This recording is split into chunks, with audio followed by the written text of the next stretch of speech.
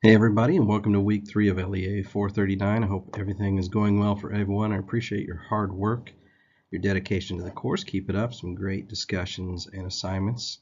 If you need help, again, don't hesitate to contact me at my email address or on the boards. That's why I am here.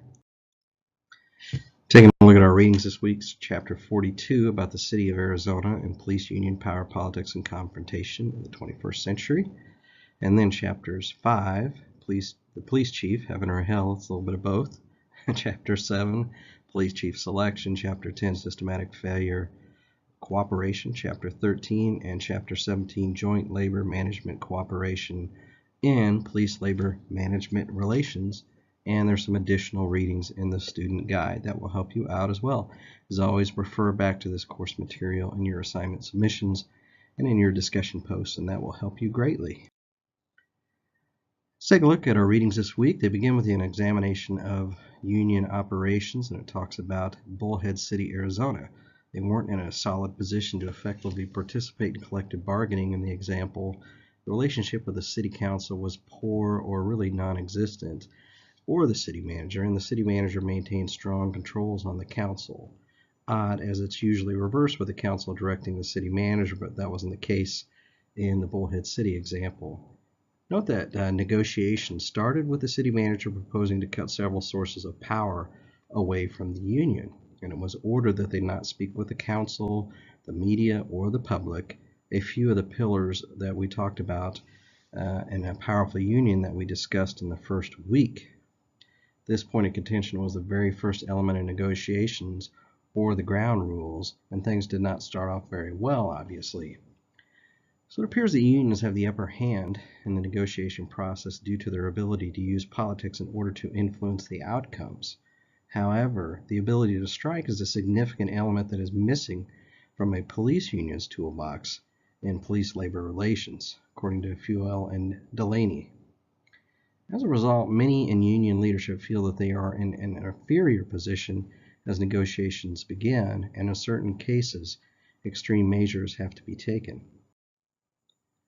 Now, things went downhill as the union attempted to regain control in Bullhead City. Because of that impasse, an ugly public campaign was undertaken to undermine the city manager and, in turn, the city's bargaining position.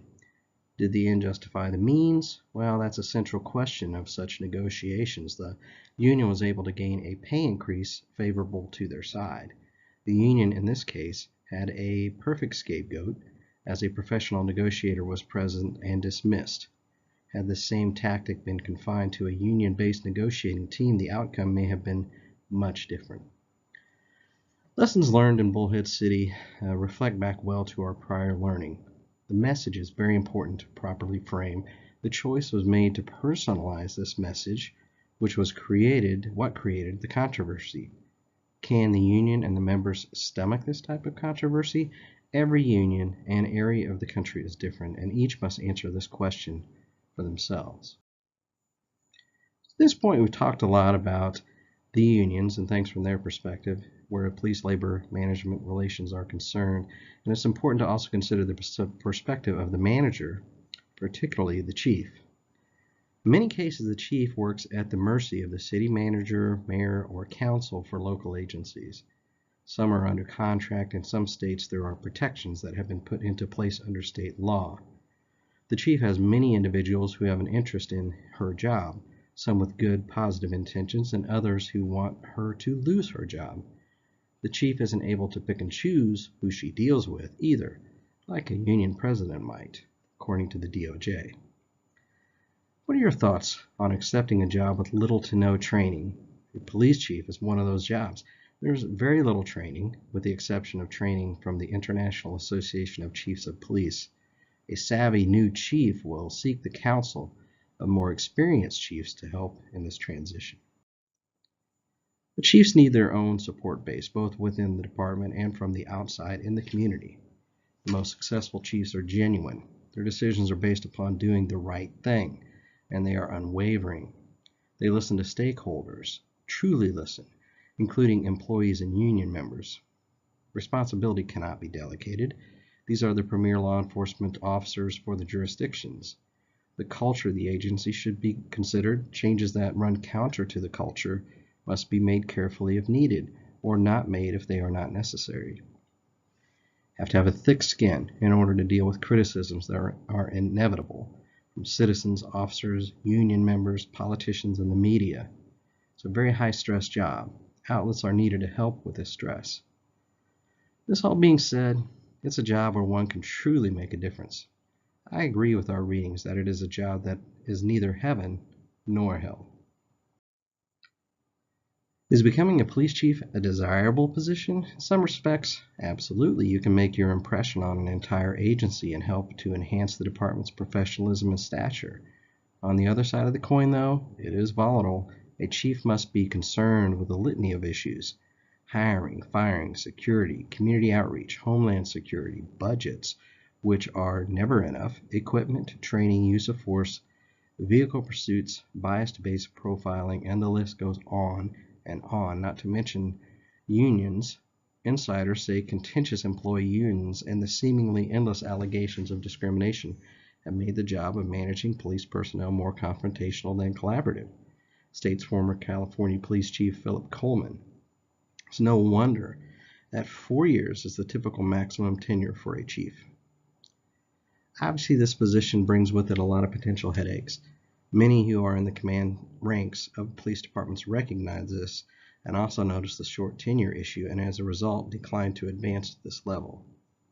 This has created a crisis of sorts in the recruitment of quality police chiefs. Recruitment of a chief is a two-way street. The attractiveness of the job plays a role in the quality of applicants. An organization beset with union problems, personnel issues, and unsupportive government, or the reputation of being at odds with the public is not a popular choice to lead. Columbia, South Carolina developed a reputation that caused recruitment problems, largely fueled by an amazing turnover rate of 8 chiefs in less than 7 years, according to Phillips and LeBlanc. The existing work agreement may be highly unfavorable to the chief and department management based upon faulty decisions of prior chiefs or administrations seeking favor with the union. Those considering whether or not to apply or accept a chief's position would do well to investigate the department to see if their goals will fit and if they see an avenue to accomplish them. Investigating the history of the previous chief, the reputation of the elected officials, and media coverage of the agency is a good start. The organization will in turn check the applicant's background. I've heard several times that hiring the police chief is a government official's most important decision. I can see how this can be true, as the chief deals with some of the most significant issues in government.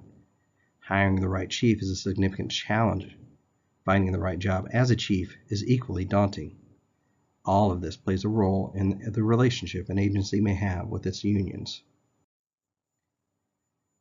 Another example, Chief Bernard Park's tenure with the LAPD was examined in our readings this week, and unfortunately, Chief Park's time as a chief was spotted with problems.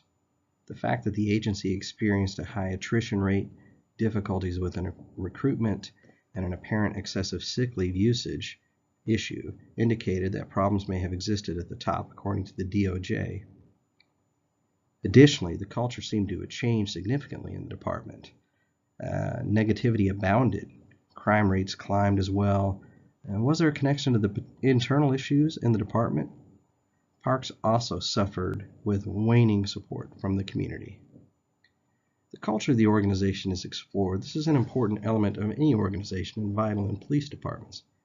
The Department of Justice defines culture as basic assumptions grounded in beliefs and values. Police chiefs certainly influence culture, but they are only a part of the puzzle. In the case of the LAPD, Park's influence was primarily based upon a stringent top-down management style, where very little input was accepted from line officers or citizens. The result of this approach was that department employees felt no connection with the goals and objectives of the agency. Consider how this management approach impacts not only the culture but relationships with the unions. This case study emphasizes the role that a police chief and his or her approach may influence not only the department's culture, but its efficiency and effectiveness, union or not. Our chapters so far have provided plenty of evidence that relationships between chiefs of police, city leaders, and unions can be complicated. However, It is possible for successful relationships to exist and for things to get accomplished. Austin, Texas is provided as a case study and example. Because of rocky community relations, it was decided to create a Citizens Oversight Committee in Austin. Our readings go into great detail about how the committee was formed. The important elements of this story are that progress with this project was aided by positive existing relationships between city management, police administrators, and the union. A Citizen Oversight Committee is a very controversial issue for all involved, yet the union's involvement helped bring it to reality with very few, comparatively, problems. Typical resistance comes from line officers. While this was true in this case, it was overcome by significant union involvement.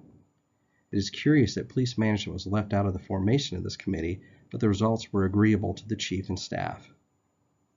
Was it successful, though, based upon how it came under attack during its first test? This fact demonstrates the fact that with many policing issues, it will be difficult or impossible to find 100% consistent or consensus with all stakeholders. The ACLU was able to create dissension within the works. Police unions in general tend to strongly resist citizen oversight of departments to the point of actively working to abolish existing committees, according to Walker. The fact that a general consensus was initially obtained indicates a positive relationship between unions and the police administration. Law enforcement typically operates under a paramilitary type structure.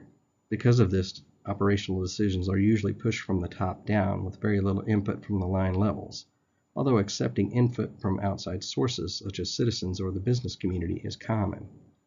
In a management union environment, this can be detrimental, as a union is a significant force in the operations of an agency, whether the management likes this or not.